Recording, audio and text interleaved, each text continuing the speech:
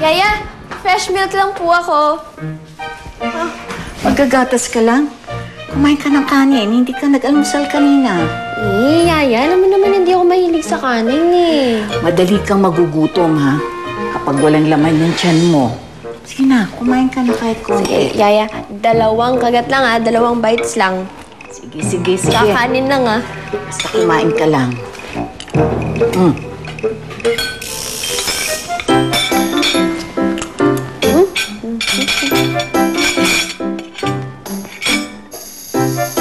Okay, Yaya, tapos na ako. Bye-bye! Pero subo nga lang ang ginawa. Ay, itong batang to, oo. Alam mo, Ate Anding, ikaw nang tumatayong ina-inahan ng alaga mo. Buti ka pa na pagsasabihan mo yan. Eh, yung mami niya, sumusuko sa kanya. Si Ma'am naman kasi kung ano-anong gustong ipagawa dun sa anak. Gusto ipagawa ang ganito, gustong ipagawa ang gano. Kaya tuloy ko minsan, naguguluhan na rin ang bata. Naawa nga ako kay Queenie Kaya nga, sinusunod ko na rin ang mga gusto. Kawawa naman kasi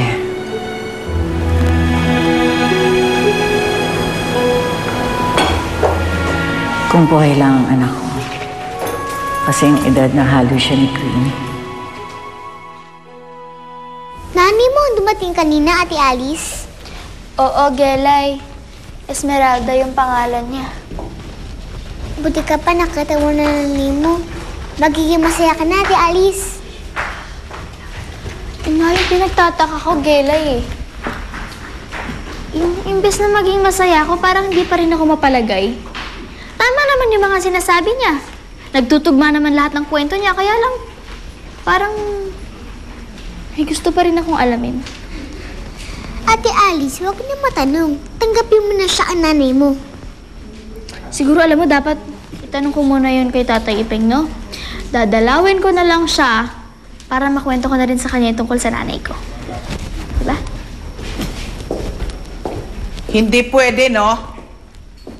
Hindi mo pwedeng dalawin yung tatay-tatayan mo doon sa kulungan. Miss Kasim-Siman, siguro naman po pwede ako magpaalam sa Tatay Ipeng ko. Gawin mo lang yon pag nasa puder ka na ng nanay mo. Pero habang nandito ka sa bahay ampunan na to, hindi pwede.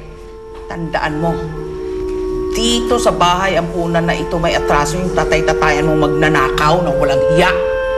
Ano?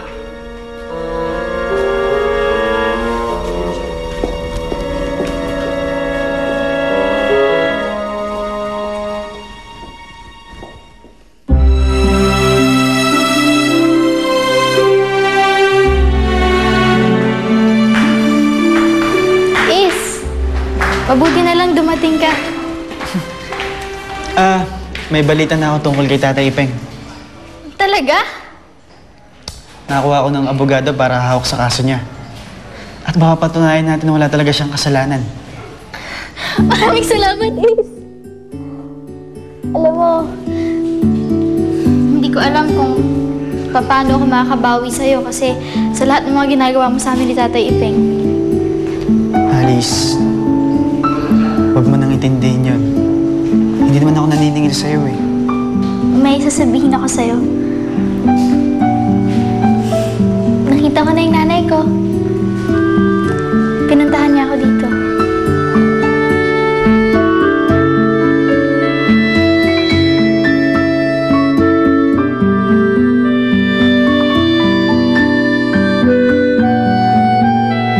May kilala ka bang Daisy? Oo. Nandun siya sa labas. Sa labas ng simbahan, nagtitinda ng bulaklak. Nagkakasya doon sa babaeng yun at di niya malimutan. Sorry, boss. Sorry, miss. Kamali lang ako. Sige, makikipagkita ako sa kanya. Makikipagkita ka? Tama ka dyan. Bubulagin ko siya ng pagmamahal. Para mabura sa isip ni Alice na ako ang pinakamatinding kaaway ng kanilang angkan. Huwag niyo kunin ang anak ko! Huwag! Papirmahan mo yan, apat yan, kasi kailangan itong maibalik sa DSWD. Oh, di pwede ka na kunin ng tatay mo. Anong gagawin ko? Pupunta ba ako doon? Pinagtataka ko yung si Spade Parang gustong-gusto niya yung Daisy. Baka mamaya, pagalitan na naman ako ni Miss Maggie kapag nalaman niya na si Daisy At si Alice ay iisa. Si Alice, kakilala niya yung Daisy. Nasa palagay ko, pareho sila. What? Spade.